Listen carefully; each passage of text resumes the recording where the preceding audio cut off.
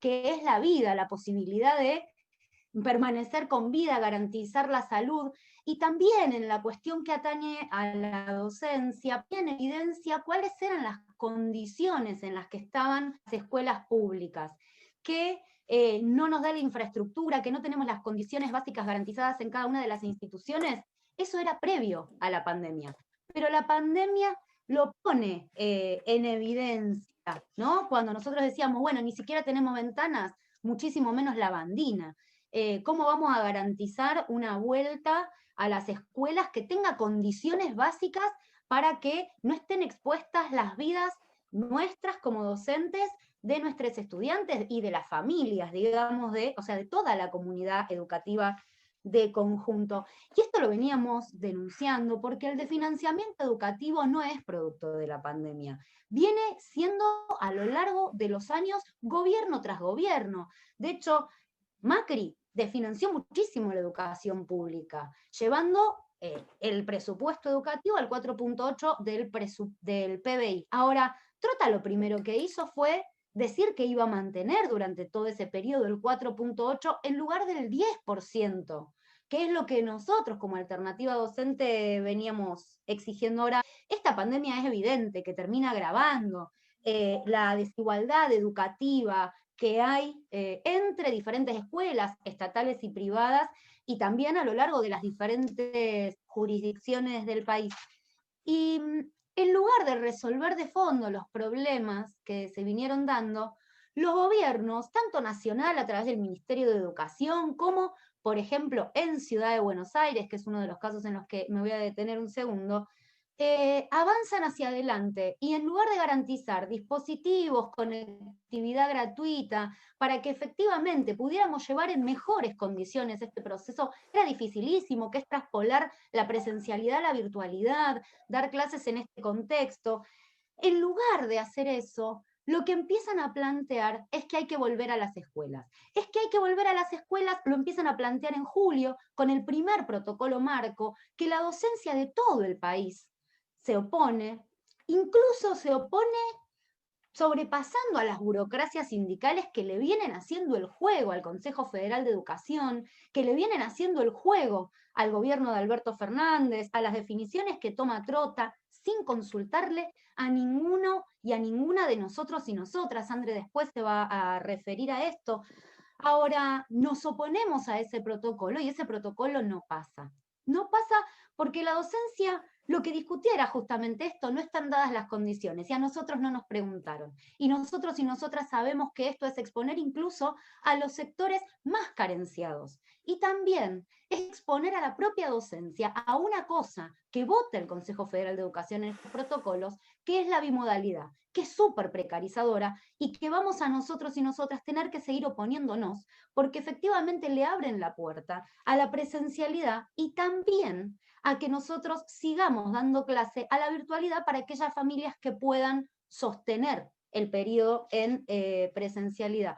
Pero esto no pasa y finalmente votan el semáforo epidemiológico, ¿no? Esta categoría donde en algunos lugares, dependiendo una división que hay de contagios, que se hace al principio porque nada garantiza que se siga haciendo todo el tiempo, se permite la vuelta a la presencialidad, y eso, por ejemplo, en Cava, permite la apertura de las burbujas.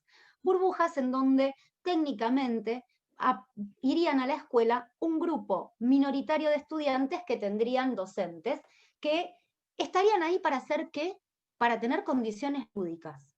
Condiciones lúdicas, juegos, recreación, que no tiene ninguna base pedagógica concreta y real en la que hayan podido convencer a la docencia. Y ojo, tampoco pudieron convencer a las familias de las escuelas estatales. De hecho, Trota mismo admite que el porcentaje que termina yendo a las escuelas es minoritario, porque las familias saben que también se exponen al contagio, porque no están dadas ninguna de las condiciones. Ahora, ¿por qué el gobierno de la ciudad de Buenos Aires insiste en mantener estas burbujas, y por qué está avalado también por el Ministerio Nacional? Por varias cuestiones. En primer lugar, lo hemos denunciado varias veces, y con esto tengo que empezar a terminar para no pasarme mucho. En primer lugar, porque necesitan a las escuelas en su rol de guarderías. Es decir, si abren absolutamente todas las condiciones, todas las ramas de la economía para que los trabajadores y las trabajadoras vayan, lo que necesitan es que alguien cuide a sus hijos.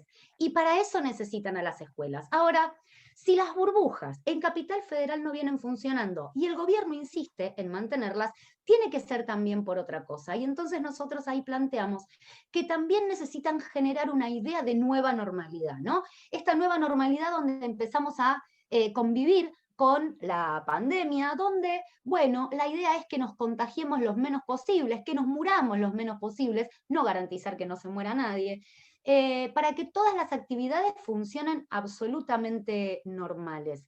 Y por otro lado, también porque necesitan instalar que en el 2021 haya un 100% de presencialidad. Lo dijo Acuña, lo viene diciendo Acuña, también lo dijo Trota en estos últimos días, y lamentablemente la Celeste de Cetera no se opone a ninguna de estas cuestiones que la docencia desde las escuelas nos venimos oponiendo, porque en este debate somos convidados y convidadas de piedra.